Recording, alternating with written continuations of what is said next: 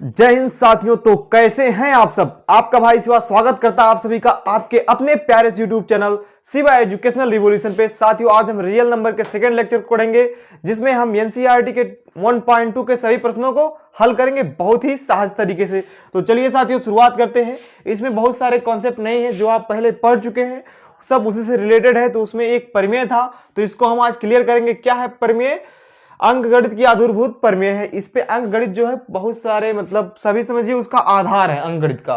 इस पे डिपेंड सारे अंकगणित हम लोग का चलता रहता है। अंकगणित में जो भी चीजें होती हैं तो ये समझते हैं क्या दिया है। प्रत्येक भाज्य संख्या को अभाज्य संख्या के एक गुणनफल के रूप में व्यक्त किया जा सकता है तथा यह गुणनफल अभाज्य गुणनखंडों के आने वाले क्रम के बिना अद्वितीय होता है। तो यहां पर देखिए प्रत्येक भाज्य संख्या क्या होती है? वह संख्या जो जिसका गुणनखंड एक के अलावा कुछ और हो तो क्या कहलाता है? भाज्य संख्या कहलाता है।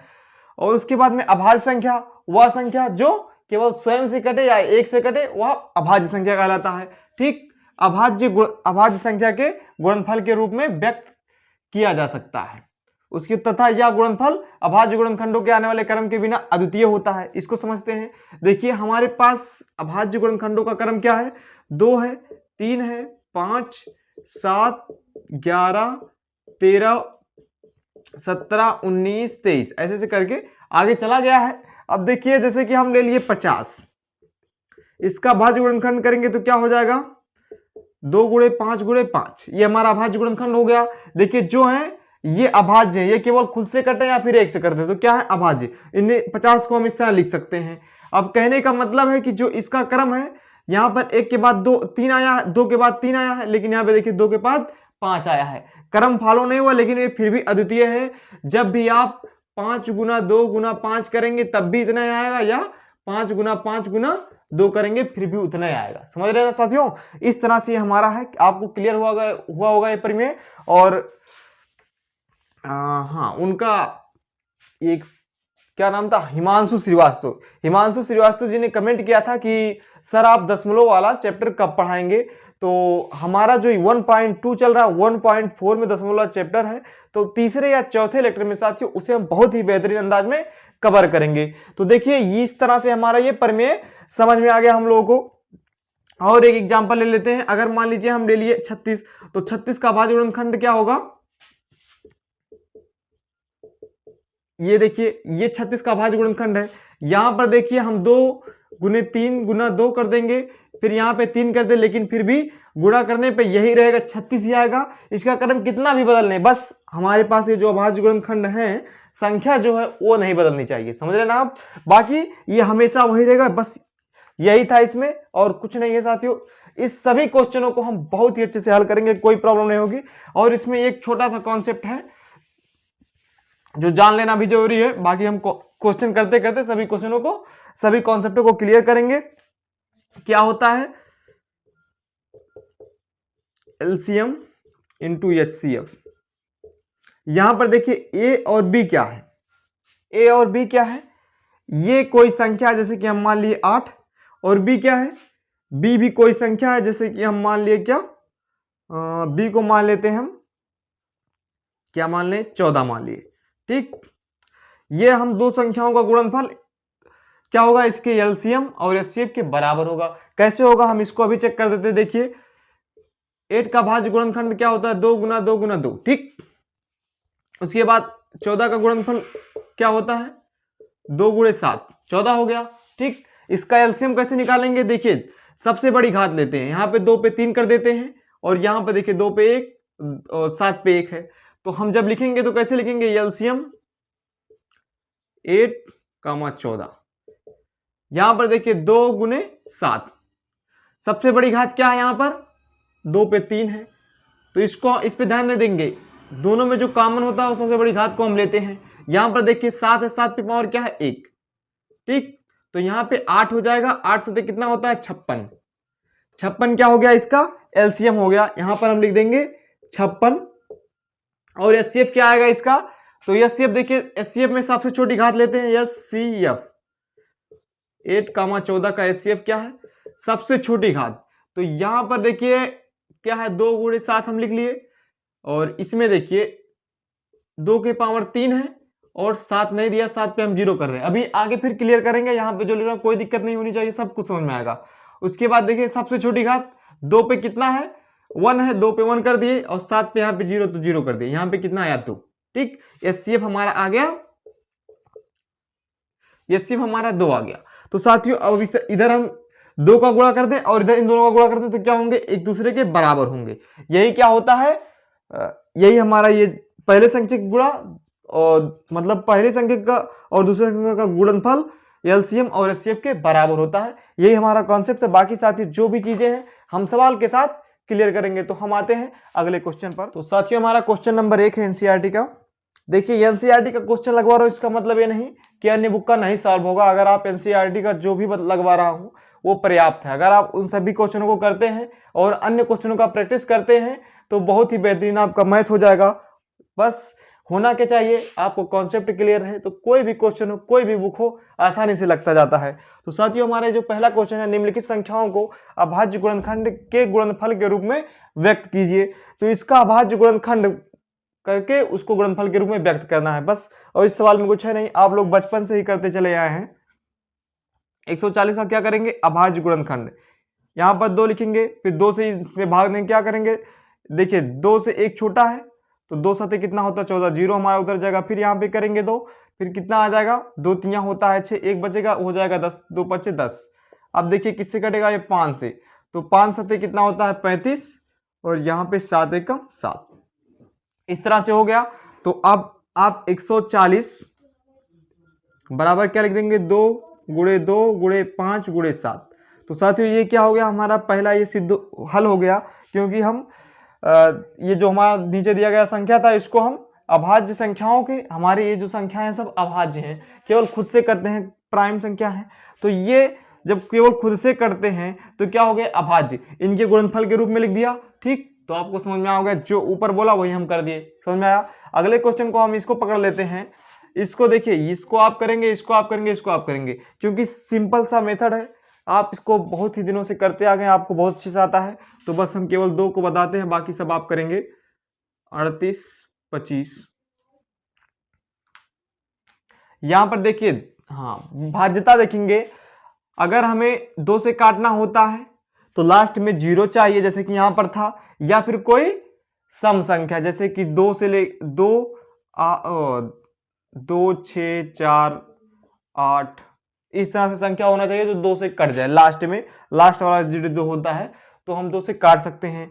और देखिए जब हमें 3 से काटना होता है तो क्या करते हैं, जो भी संख्या दिया है उन सभी संख्याओं का योग, जैसे कि 3 + 8 + 2 + 5, तो कितना हो जाएगा 18। तो 18 जब आया है सभी संख्याओं का योग कर दिए, क्या वो 3 से कट जाएगा, हाँ 3 से कट जाएगा, इसलिए ये भी 3 से कट जाएगा। तो यहां पर हम क्या लेंगे, 3 लेंगे। वैसे क्या होता कि अगर इस तरह नहीं करते तो हम सभी संख्याओं पे चेक करते तो इससे हमारा टाइम जाता, हम जोड़ के तुरंत बता सकते हैं 3 से कटेगा कि नहीं कटेगा पूरा पूरा। तो क्या हो जाएगा, यहाँ पर 1 आ जाएगा, यहाँ पे 2 आ जाएगा, तो यहाँ से बचेगा क्या 2 3 सते हो जाएगा 21, और यहाँ पर देखिए दोबारा 3 एकम 3 हो गया यहाँ पर, और 3 दूना होगा 6, बचेगा कितना यहाँ पर बच जाएगा 2, फिर 3 सते 21, 3 पचे 15, इस तरह से हो गया। अब यहां पर देखेंगे, यहां पर देखिए किससे कटेगा, अब इसको जोड़ लीजिए, कितना हो जाएगा 3 और 10 5 15, तो फिर 3 से आप काटेंगे तो कितना 3 चौक होता है 12, उसके बाद में 3 दूना हो जाएगा 6, 3 पचे 15, कितना आ गया 425। फिर आप किससे काटेंगे, अब देखिए हो जाएगा 5 2 7, 7 4 कितना होता है 11, तो 3 से नहीं कटेगा, लास्ट में देखिए 5 है, लास्ट में 5 किससे कटेगा, मतलब कि 5 से कटेगा। जब भी लास्ट में 5 हो और 3 से नहीं कट रहा है तो 3 के बाद हम क्या लेंगे, देखिए यही क्रम होता है 2 3 5, उसके बाद 7, तो इन दोनों से नहीं कटा तो इससे काटेंगे। ठीक, तो हम 5 से अब काटेंगे तो 5 को यहां पर लेंगे। अब देखिए 5 8 कितना होता है 40, उसके बाद 2 बचेगा 5 25 हो गया। यहां पर देखिए अब कौन सा संख्या लेंगे, अब हम लेंगे, देखिए लास्ट में 5 से, 3 से तो कटने वाला नहीं, तो 5 से ही कटेगा, तो कितना हो जाएगा 5 एकम 5, यहां से बचेगा 3, 5 सते 35, तो 17 आ गया, यहां पे देखिए 17। ठीक, समझ रहे हैं साथियों। अब इसको हम क्या कर सकते हैं, 3825 इक्वल टू 3 गुना 3 गुना 5 गुणे 5 गुणे 17 इस तरह से लिख दिए तो क्या हो गया, यही हमारा अभाज्य गुणनखंड के रूप में व्यक्त हो गया। तो आपको क्लियरली समझ में आया होगा। हम आते हैं अगली था, इसकी जांच कीजिए कि दो संख्याओं का गुणनफल एलसीएम गुणे एचसीएफ होता है। तो इस चीज को मैं अभी पहले ही बता चुका हूं। अभी देखिए इसको कैसे करेंगे। क्या दो संख्याओं के एचसीएफ और एलसीएम ज्ञात करना है। तो एचसीएफ ज्ञात करने का तो यूक्लिड विभाजन प्रमेय का था, उससे भी आप ज्ञात कर सकते हैं। लेकिन जब एलसीएम निकालेंगे तो अभाज्य गुणनखंड करेंगे तो एचसीएफ वहीं से निकल जाता है आसानी से, तो हमें उसको लगाने में कोई फायदा नहीं होगा। तो क्या करेंगे हम, ये हमारा क्या है, पहला 26 का क्या करेंगे, अभाज्य गुणनखंड निकालेंगे। तो क्या होगा, देखिए लास्ट में क्या है, 2 से भाज्य है तो 2 को लेंगे तो यहां पे आ जाएगा 13 और 13 एक अभाज्य संख्या तो 13 स्वयं से कटेगी तो यहां पे आ जाएगा 1। तो 26 इक्वल टू हम कितना लिख सकते हैं, 2 × 13। ठीक, अब 91 का आप निकालेंगे, 91 का तो क्या हो जाएगा, यहां पे देखिए 91 का क्या करेंगे आप बताइए। पहले आप इन दोनों को जोड़ेंगे, 2 से तो नहीं कटेगा क्योंकि यहाँ पे है 91, तो 2 से कटने के लिए भाज्य होना चाहिए, 2 से भाज्य होना चाहिए, मतलब सम संख्या होना चाहिए। तो यहाँ पर क्या आ गया 1, तो इन दोनों को अगर जोड़ेंगे तो कितना हो रहा है 10, 10 3 से नहीं कटता है। ठीक, और 5 से कटने के लिए यहाँ पे 0 होना चाहिए था और 5 होना चाहिए, तो 5 से भी नहीं कटा। तो 7 से काटने के लिए क्या करेंगे आप, 7 से काटने के लिए कोई तरीका नहीं है, बस आप इसको काट कर देखिए। तो 7 एकम क्या होगा, 7 एकम 7, यहां से बच गया 2, तो 7 × 21, तो 13 आ गया, 13 एकम 13। ठीक, इस तरह से साथियों हमारा हो गया। तो हम लिखेंगे क्या, 91। अब देखिए ये ऐसा मत आप सोचिएगा कि ये छोटा सा है, 13 × 91 आपको पहाड़ा याद है तो आसानी से हम कर देंगे। लेकिन ये जो बड़ी बड़ी संख्याएं होती हैं इसमें ये बहुत तरीका जो होता है बहुत लाभदायक होता है। इस तरह से हो गया। अब देखिए हम एलसीएम कैसे निकालते हैं, और मैं आपको यहीं पे एक बहुत अच्छी बात क्लियर होगी आपकी। यहाँ पर देखिए 2 गुणे, यहाँ पे मैं 7 कर देता हूँ, यहाँ पे 13 कर देता हूँ। कोई दिक्कत है, नहीं दिक्कत होनी चाहिए। अभी बता रहा हूँ क्यों नहीं दिक्कत होनी चाहिए। 91 और यहाँ पे हम 2 गुणे 7 गुणे 13 कर दे रहे हैं। ठीक, अब देखिए यहाँ पर इसका पावर क्या है 1, यहाँ पे हम 7 को लेके आए हैं तो यहाँ पे इसका पावर कर दे रहे हैं 0। अभी क्यों कर रहे हैं अभी इसको भी बताते हैं। यहाँ पे 2 नहीं था, इसका पावर कर दिया 0, क्योंकि देखिए 0 जिस भी अंक का पावर होता है उसका मतलब क्या होता है 1। तो आप अगर 1000 ले लीजिए, 10,000 लीजिए, अगर उसका पावर क्या कर देंगे 0 तो इसका मतलब हो जाएगा 1। और इसका रियल मतलब होता है कि 100 का पावर 0 का आप लिख सकते हैं 100/100। ठीक, तो जब कोई भी संख्या नीचे से ऊपर जाती है उसका पावर माइनस लगता है, तो होता क्या है 100 हो जाता है, उसके बाद में गुणा में क्या 100 पे -1 हो जाती है, नीचे से ऊपर लेके चले आए।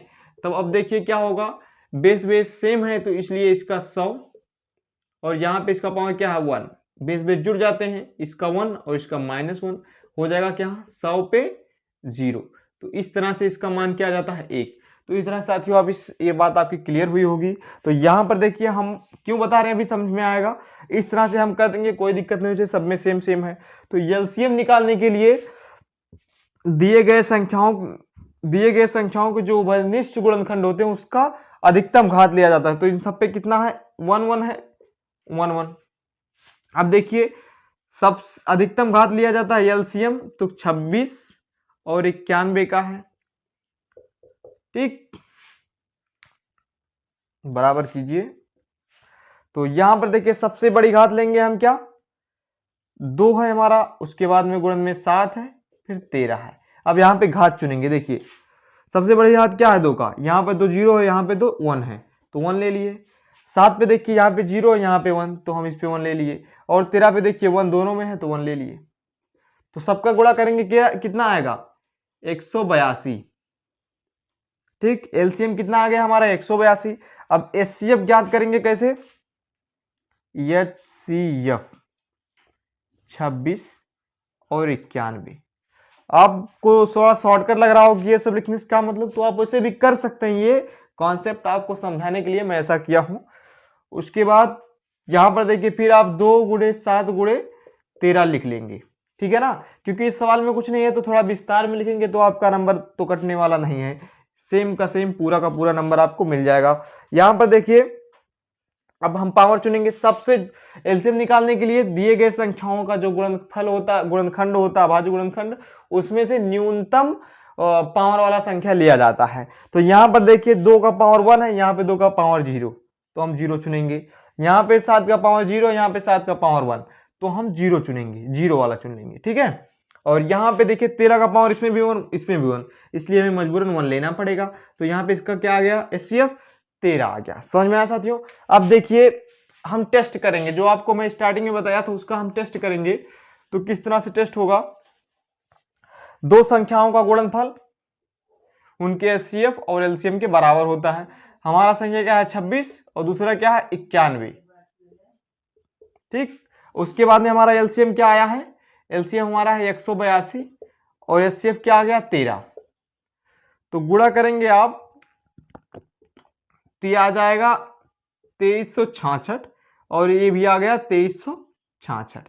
तो इस तरह से दोनों साइड बराबर हो गए तो हम जांच भी कर लिए। अगर देखिए दोनों साइड अगर बराबर नहीं होंगे तो आप में कोई त्रुटि होगी। बस साथियों इसमें इसी तरीके से लगाना है, बाकी सवाल में कुछ भी नहीं है। तो मैं इसे भी कर देता हूं, आप इसे करके आएंगे तो बस क्लियरली हो छाप लीजिएगा, क्योंकि इस पे तो नोट नहीं दे पाऊंगा, बस सिंपल क्वेश्चन है। तो हम अब 2 को लगाएंगे ये दूसरे वाले को। तो इसमें क्या है 510 उसके बाद में 92, तो 510 का गुणनखंड करेंगे, ठीक। यहां पर देखिए 0 है, 0 हो या फिर कोई भी सम संख्या हो तो 2 से विभाज्य होता है। तो यहां से हम 2 से पहले काटेंगे तो क्या आएगा, 2 दूना कितना होता है 4, यहां से 1 बचा तो कितना हो जाएगा 2 पचे 10, यहां पर फिर 2 पचे 10, इस तरह से हो गया। तो अब इसे देखिए जोड़ लीजिए, 2 से तो कटने वाला है नहीं क्योंकि लास्ट में 5 है जो कि सम संख्या नहीं है, विषम संख्या है। तो इसे जोड़ेंगे तो कितना हो जाएगा 12 हो जाएगा। तो 12 क्या 3 से कटता है, बिल्कुल कटेगा। तो 3 8 कितना होता है 24, यहां से 1 बच गया, 3 बचे 15 हो गया। समझ में आया साथियों, 3 बचे हो गया 15। अब यहां पे हम क्या करेंगे 7 से काटेंगे, 5 से काट सकते हैं इसे हम 5 से काट देंगे, ठीक है ना। अब 5 से काटेंगे तो क्या होगा, 5 एकम 5 हो जाएगा, यहां से क्या बच जाएगा 3, 5 सते 35। फिर क्या 17 अभाज्य संख्या है तो 17 खुद से कटता है। इस तरह से हो गया आपका अभाज्य गुणनखंड 510 बराबर आप लिख सकते हैं यहां पर 510 इक्वल टू कितना है 2 गुणे 3 गुणे 5 गुणे 17, ठीक। अब हम लेंगे 92 को, 92 को लेंगे। देखिए लास्ट में 2 तो 2 से काटेंगे तो कितना हो जाएगा, 2 से काटने पर 4 बार जाएगा, यहां से बचेगा 1 तो हो जाएगा 6, 12 हो जाएगा। तो 3 2 छक 12 हो जाता है। फिर 2 से काटेंगे क्योंकि लास्ट में सम संख्या है तो हो जाएगा 2, यहाँ पे 3 तो 23 आ गया। तो 23 क्या है अभाज्य संख्या है, तो 23 केवल खुद से करती है। तो हम 92 को लिख सकते हैं, 92 को लिख सकते हैं 2 गुणे 3 क्या है 2 गुणे 23, इस तरह से लिख सकते हैं। अब देखिए एलसीएम और एचसीएफ कैसे निकालेंगे, जैसा मैंने आपको पहले बताया आप करेंगे एलसीएम तो 510 कामा किसका 92 का। सेम साथियों इसी तरह आपको बोर्ड में लगाना है, आपके सारे नंबर छप जाएंगे। अब एलसीएम निकालने के लिए यहाँ पे देखिए सबका पावर क्या है 1 1 है ना, सबका पावर यहाँ पर 1 है। यहाँ पर आप 2 का पावर क्या लिख सकते हैं 2 गुणे 23 का पावर 1। और यहाँ पर जो जो संख्याएं मिस हैं आप इसमें लिख सकते हैं क्या 3 पे कितना हो गए 0 हो गया, 5 पे कितना हो गया 0, इस तरह से लिख सकते हैं, कोई दिक्कत नहीं होगी। अब हम यहाँ पर देखिए सबसे बड़ी संख्या को लेते हैं, या आप इसे नहीं लिखेंगे तो फिर जो संख्याएं कॉमन है उसका पावर ले लेते हैं, बाकी जो कॉमन है उसको सेम लिख लेते हैं, इस तरह से भी कर सकते हैं। और यही तरीका आप लोगों को पता रहता है, इस तरह से कोई जल्दी करता नहीं है, लेकिन आप लोग जानिए, ठीक।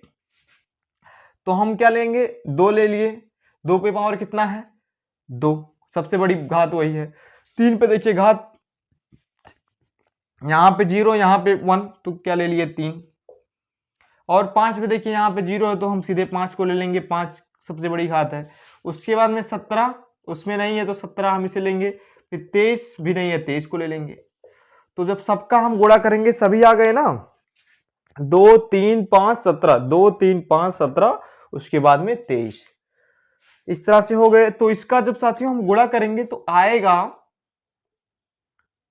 23,460, ठीक, 23,460 आएगा। और जब एचसीएफ कर निकालेंगे, एचसीएफ 510,92, तो हम इसमें सबसे उभयनिष्ठ जो संख्याओं का गुणनखंड होता है उसमें से सबसे छोटी संख्या को, सबसे छोटी घात वाली संख्या को लेते हैं।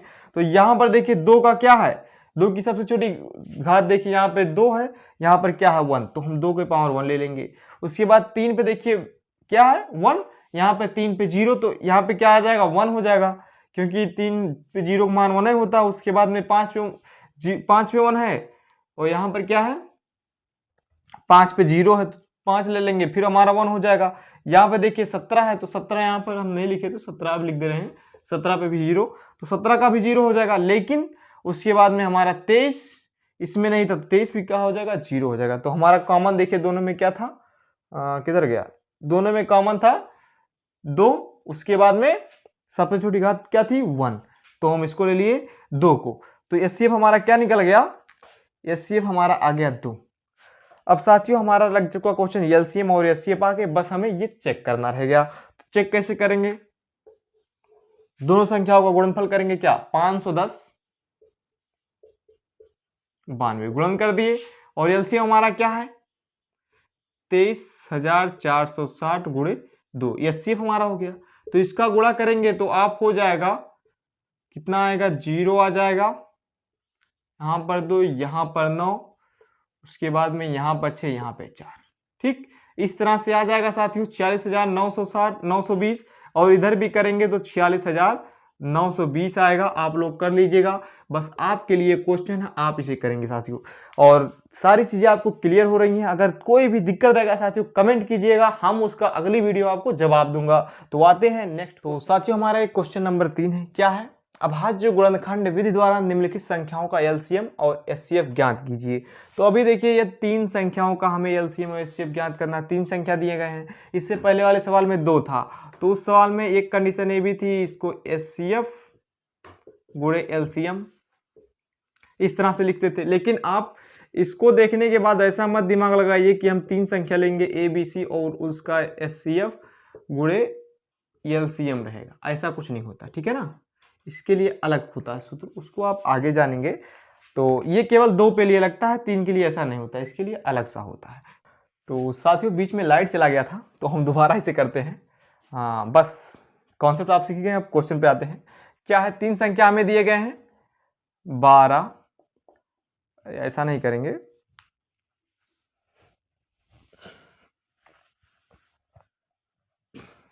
ठीक, आप 12 का गुणनखंड करेंगे, क्या होगा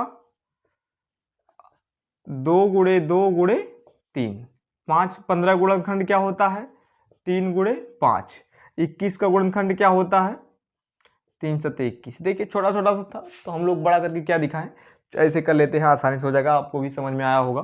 तो यहां से देखिए एचसीएफ जो तीनों में कॉमन होता है वही हो जाता है, ठीक है ना। अब अगर हम उस बीच से लिखेंगे तो सभी जो इसमें है और इसमें है सभी को मिला के सभी संख्याओं को लिख देते हैं। तो इसको इस तरह से भी लिख सकते थे कि 2 पे 2 हो गया, और यहाँ पे 3 पे 1 है, उसके बाद में यहाँ पर 5 नहीं है तो 5 पे हम क्या कर सकते हैं 0, उसके बाद यहाँ पर 7 नहीं है तो क्या कर सकते हैं 7 पर 0, ठीक।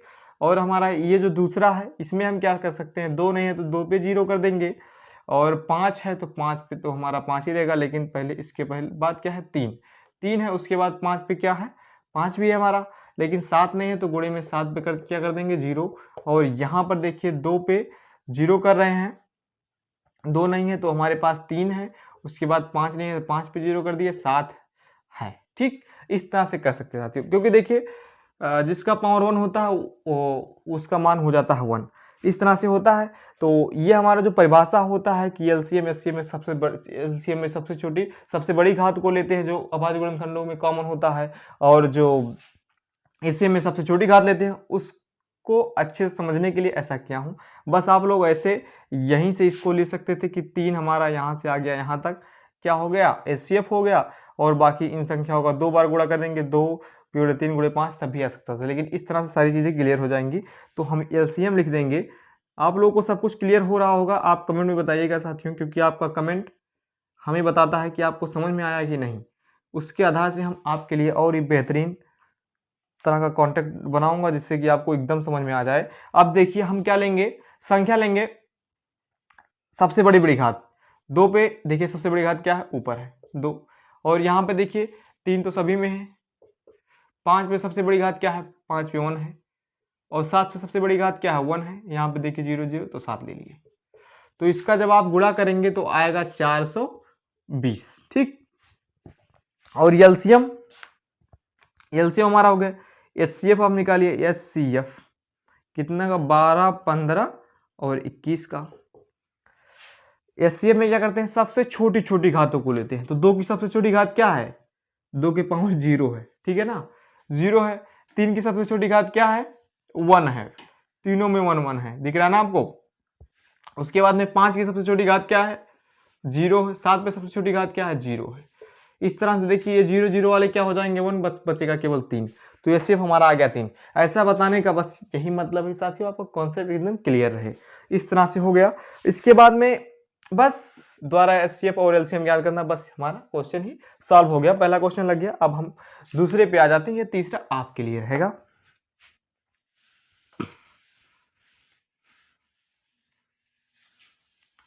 जो हमारा तीसरा है थोड़ा सा भिन्न है। तो इसमें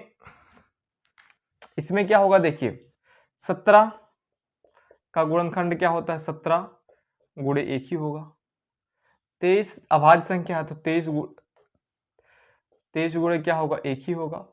29 क्या है, अभाज्य संख्या है तो 29 गुणा 1 ही होगा। 1 क्यों लिख रहे हैं, बस आपको दिखाने के लिए। बस हमारा तो गुणनखंड होगा ही नहीं, ऐसा अभाज्य संख्या है, खुद से ही कटेगा केवल। तो इस तरह से आप समझ पाए साथियों। अब देखिए एलसीएम निकालने के लिए क्या करेंगे, वही फंडा हम इसको 1 को मिटाते रहे हैं, ठीक। अब आप 23 को यहाँ पे लिख लेंगे, 23 को यहाँ पे लिख देते, 23 का पावर 0, 29 का पावर 0। इस तरह से करेंगे तो आपका बोर्ड में एक भी नंबर नहीं कटेगा। तो आप इस यहाँ पे क्या रख सकते हैं, 17 गुणे, यहाँ पर 23 था, 23 का तो 23 ही रहेगा। यहाँ का पावर क्या है, 0, और 29 का पावर यहाँ पर क्या है, 0। और यहाँ पर आप क्या लिख सकते हैं, 17 का पावर 0 गुणे 23 का पावर 0 गुणे 29, ठीक। इस तरह से कर सकते हैं। तो आप जब एलसीएम लिखेंगे तो क्या हमारा 17 23 29 इस तरह से करेंगे। तो देखिए सबसे बड़ा पावर लेते हैं तो क्या हो जाएगा, हमारा 17 हो जाएगा, 23 हो जाएगा और 29 हो जाएगा। जैसे कि देखिए यहाँ पर 1 पावर 17 का है सबसे बड़ा पावर, यहाँ पे 23 का सबसे बड़ा पावर, यहाँ पे 29 का, बाकी सब 0 0 है। तो इसका गुणा जब करेंगे तो आएगा 11,339, ठीक। इतना आ जाएगा हमारा एलसीएम। और एचसीएफ देखिए, एचसीएफ में ही थोड़ा बच्चे थोड़ा घबराएंगे कि एचसीएफ में क्या आएगा। तो अभी देखिए क्या आ जाएगा, ठीक। अब यहां पर क्या आएगा, एचसीएफ में क्या आएगा, अभी आप लोग देखेंगे यहां पर क्या आएगा और कैसे आएगा। इसका तो जो सबसे बड़ी घात था लिख लिए। अब इसमें क्या करेंगे, देखिए 17 है तो 17 की सबसे छोटी घात क्या है, 0 लिख लिए। 23 है, 23 की सबसे छोटी घात क्या है, 0 है, 0 लिख लिए। 29 है, 29 की सबसे छोटी घात क्या है, 0 है, 29 पे 0 कर लिए। तब ये सब क्या हो जाएगा, 1 गुणे 1 गुणे 1। साथियों इस तरह से आपका तो कॉन्सेप्ट मैं तो कहता हूँ एकदम क्लियर हो गया होगा, कुछ बचा नहीं होगा, 1 आ गया। तो ये सिर्फ हमारा क्या हो गया, 1। इसी तरह साथियों आप ये भी सवाल लगाना है, और सारी चीजें बहुत ही बारीकी से बता रहा हूँ। तो उम्मीद है कि आपको पूरा समझ में आएगा। तो हम आते हैं चौथे। एलसीएम 306 और 657 का है हमें, जबकि एचसीएफ दे दिया, एलसीएम नहीं दिया। तो इसके लिए देखिए आप जानते हैं पहली संख्या गुणे दूसरी संख्या, एलसीएम गुणे एचसीएफ, इतना जानते हैं अच्छे से। तो आप यहां से एलसीएम बराबर लिख सकते हैं, एलसीएम पहली संख्या गुणे दूसरी संख्या अपान एचसीएफ, इस तरह कर सकते हैं ना, क्लियर है। तब यहां पर देखिए हम एलसीएम किसका निकाल रहे हैं, 306 लिखेंगे एलसीएम 306 कामा 657। बस यही तरीका है इसको करने के लिए। क्या है 300, हमारा संख्या क्या है 306 गुणा 657 अपान क्या आ गया हमारा 9। 9 जब ये अपान कर दिए और देखेंगे हम 9 से जब इसको काटेंगे तो यहाँ पे आ जाएगा 34। अब देखिए 34 और 657 का जब गुणा करेंगे तो यहाँ पर आएगा क्या, 34 का गुणा यहाँ पर करेंगे तो आ जाएगा 83322, मतलब 22,338। ये आपका आंसर है। तो साथियों बस कैलकुलेशन है, तो हम आते हैं साथियों हमारा क्वेश्चन नंबर 5 है। क्या है, जांच कीजिए कि किसी प्राकृतिक संख्या n के संख्या 6n शून्य पर समाप्त हो सकता है। मतलब n के किसी मान के लिए, यहाँ पे हमें लग रहा थोड़ा क्वेश्चन मिस है। प्राकृतिक संख्या n के किसी मान के लिए, किसी मान के लिए संख्या 6n शून्य पर समाप्त होगी, ऐसा हमारा सवाल है। तो इसको हम पहले समझते हैं क्या होता है। किसी भी संख्या के अंत में 0 6n शून्य पर समाप्त हो सकते हैं। इसका मतलब है कि इसका कोई ऐसा गुणा हो जहां पे ऐसा आ जाए, मतलब लास्ट में 0 आ जाए, कोई भी संख्या हो। अब किसी भी संख्या का लास्ट में 0 आने के लिए क्या आवश्यक होता है साथियों, उसके अभाज्य गुणनखंड में 2 और 5 का गुणन होना चाहिए, तभी देखिए 10 हो रहा है। अभी मान लीजिए 5 का गुणा हम 5 में करेंगे तो क्या 0 आएगा, नहीं आएगा, 25 आ गया, ठीक है ना। अगर हम यहीं पे 5 गुणे 5 करने के बाद 2 कर दे तो यहाँ पे देखिए 5 और 2 का गुणन हो गया, तो यहीं पे तुरंत ही आ जाएगा 50। तो लास्ट पे 0 से 5 होगी नहीं।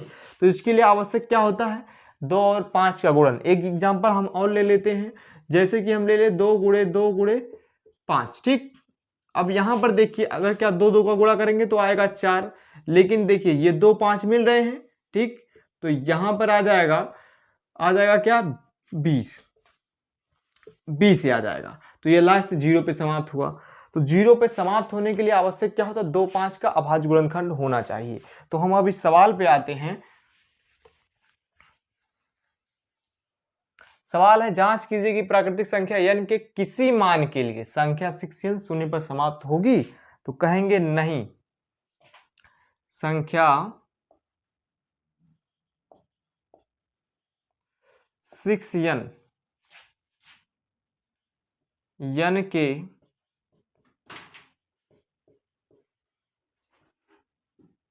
किसी भी मान के लिए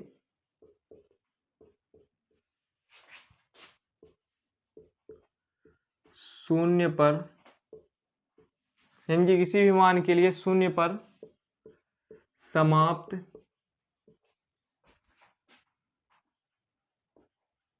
नहीं होगी।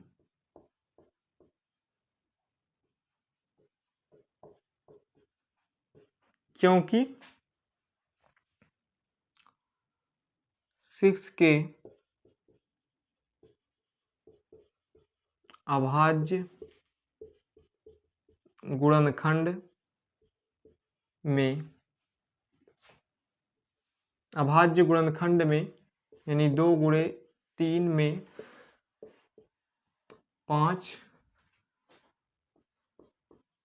नहीं है।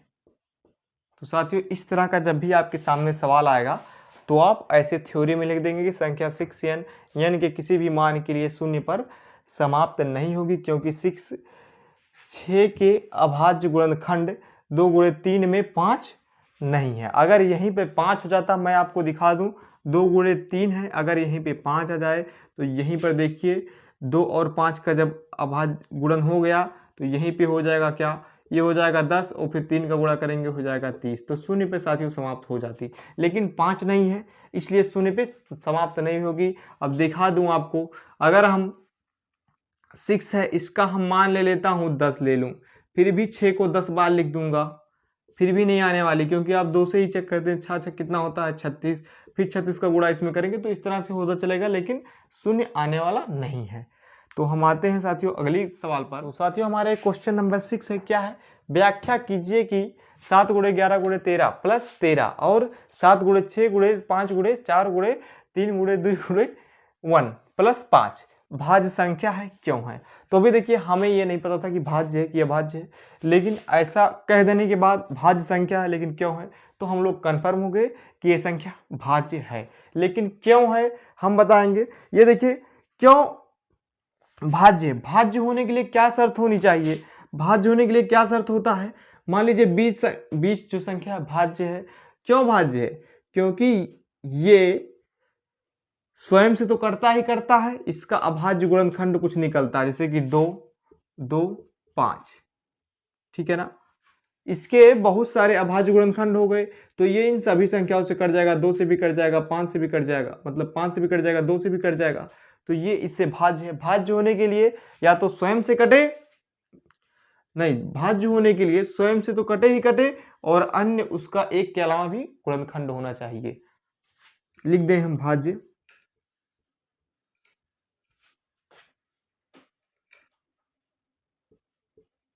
भाज्य संख्या एक के अलावा अभाज्य गुणन खंड होना चाहिए।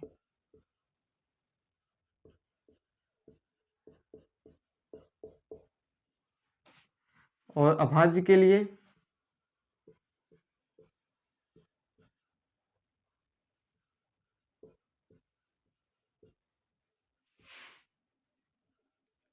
एक के अलावा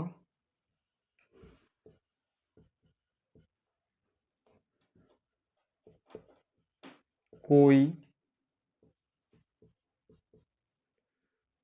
गुणन खंड ना हो। समझ रहे हैं आप इस बात को। जैसे कि हम ले लिए 2, तो इसमें एक के अलावा कोई इसका गुणनखंड नहीं होगा, 2 गुणे 1 ही होगा, या तो स्वयं उसी गुणे में ये।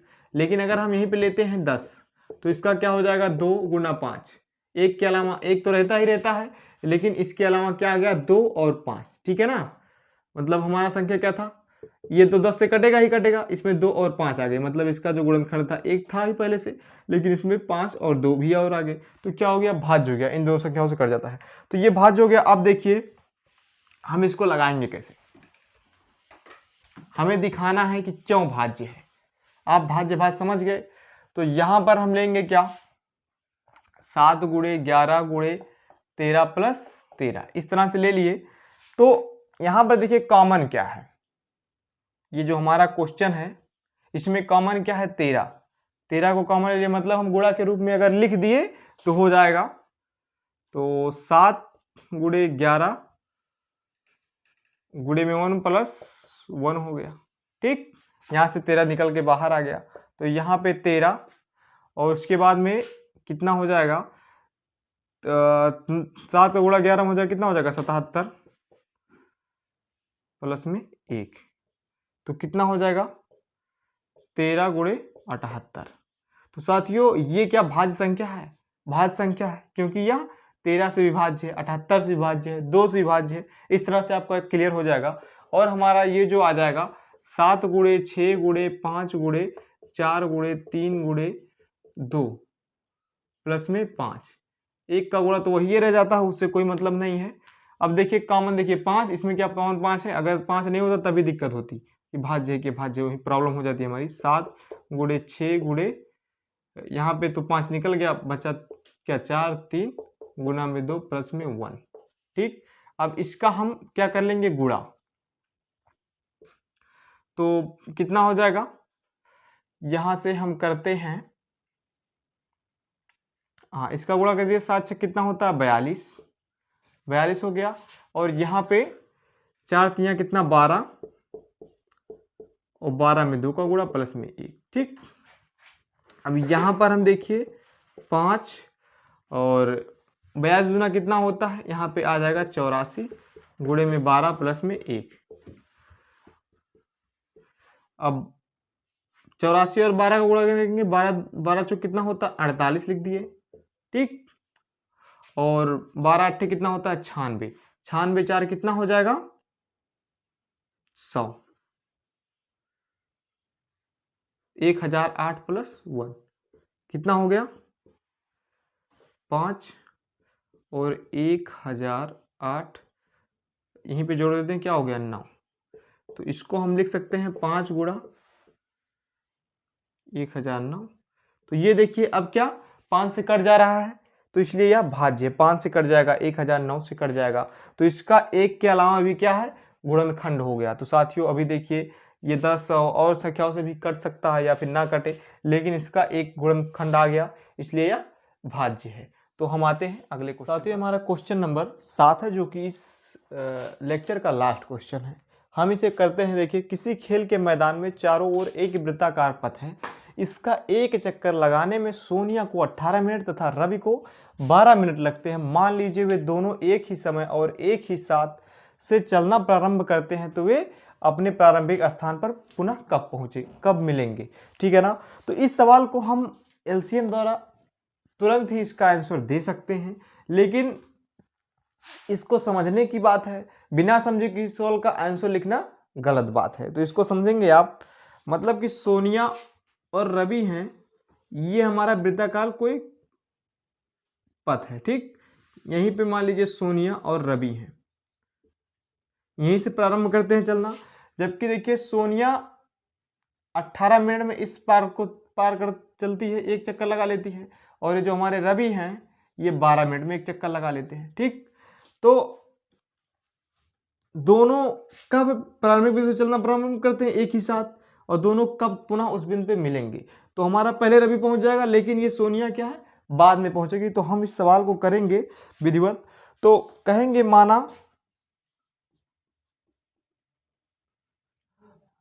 सोनिया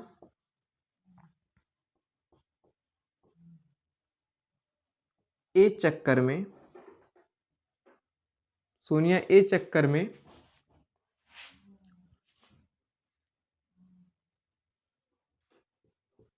प्रारंभिक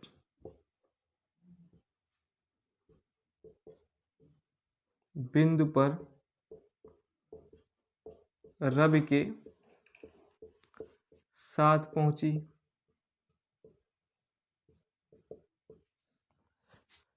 और रवि बी चक्कर में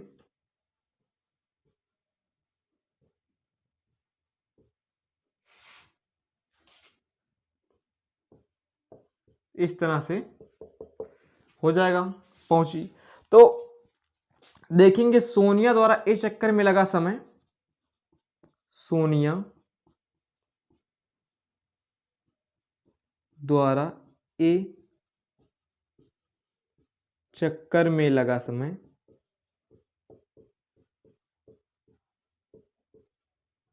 क्या होगा, जब 18 मिनट में एक चक्कर लगता है सोनिया का, 18 मिनट में एक चक्कर, और एक चक्कर लगने में कितना समय लगेगा 18 गुणा 1 कर दीजिए। अगर मान लीजिए 2 चक्कर होता तो 36 मिनट लगता, 3 चक्कर लगाती तो उसका तिगुना हो जाता, समझ रहे कि 54 हो जाता। तो इस तरह से हम ए चक्कर हमें ज्ञात नहीं है, ये हल्का चल रहा है मार्कर हमारा, ये ए चक्कर में चलती है 18, ठीक है ना। तो गुणा कर देंगे कितना आएगा, समय हमारा निकल जाएगा कि ए चक्कर में लगा समय, ठीक। और रवि द्वारा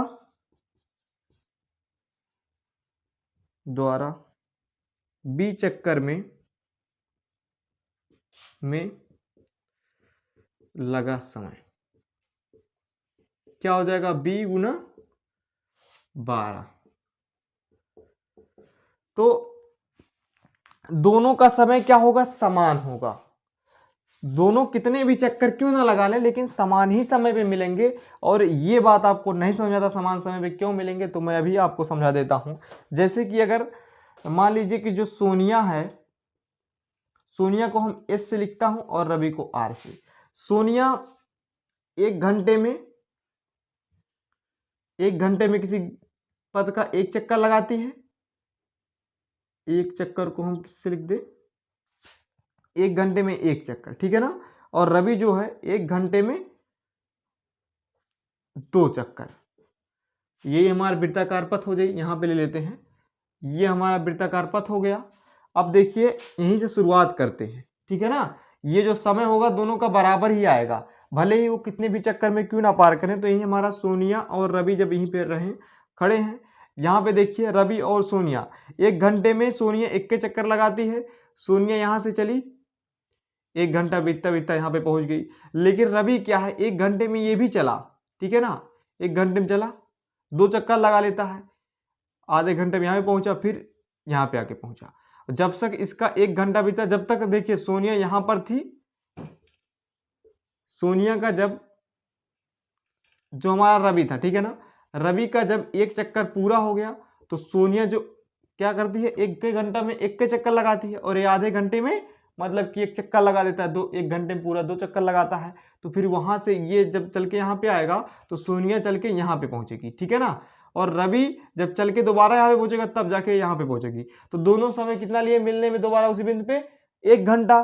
तो भले ही उनका चक्कर इनका अधिक हो गया 1 घंटे में और इनका एक ही रह गया, लेकिन समय बराबर रहेगा। अगर ये बात ना समझ में आएगी अब दोबारा पीछे कर लीजिएगा, बिल्कुल समझ में आएगी। तो हमारा ये जो समय है A गुणे 18 और B गुणे 12, समय क्या आएगा, बराबर ही आएगा। तो हमें समय नहीं पता, ठीक है ना, समय क्या आएगा। तो जो भी समय आएगा वो 18 और 12 से विभाज्य होगा, समझ रहे हैं, क्योंकि जो A गुणा 18 है जो भी समय आएगा, और B गुणा 12 जो है जो भी समय आएगा वो 12 और 18 से विभाज्य होगा। तो ऐसी कौन सी बड़ी छोटी से छोटी संख्या होगी जो इन दोनों को मतलब इन दोनों से विभाजित हो जाएगी। तो हम निकालेंगे क्या, दोनों का एलसीएम 18, 12, तो 2 से करेंगे तो आएगा क्या, 9 आ जाएगा, यहाँ पे आ जाएगा कितना आएगा, 6, फिर 2 से करेंगे आएगा यहाँ पे 9, यहाँ पर क्या आ जाएगा 3, फिर लेंगे 3, फिर आ जाएगा 3, यहां से हमारा हो जाएगा, ठीक। तो इसका हम कर देंगे गुणा, कितना आएगा 3 गुणा 3 गुणा 2 गुणे 2, 3 तरीका हो गया 9, 9 दूना 18, 18 दूना 36, आ गया 36। तब देखिए अब यहां से आ जाएगा 36 और यहां पर भी आ गया 36। हमारा एलसीएम क्या, वह कम से कम समय जिसमें ये दोनों चक्कर मतलब कम से कम समय जो इन दोनों संख्याओं से विभाजित हो जाए तो हमारा निकल गया 36। अब देखिए चक्कर भी हम यहीं से निकाल सकते हैं। अब साथियों इसका यही तरीका था निकालने का, कि इससे आपको एक्सप्लेन भी कर दिया हूँ, एकदम अच्छा खासा समझ में आया होगा। तो आप यहाँ से चक्कर निकाल सकते हैं, ये बराबर 36/18 कर देंगे। तो सोनिया कितना 2 चक्कर लगाएगी, और हमारा ये जो है क्या नाम है रवि, आप 36/12 कर देंगे तो 3 चक्कर लगाएगी, 12 3 36। इस तरह साथियों हमारा सवाल समाप्त हुआ और आपको पूरा समझ में आया होगा। अगर ना समझ में आएगा तो थोड़ा सा पीछे करेंगे, दोबारा देखेंगे आ जाएगा।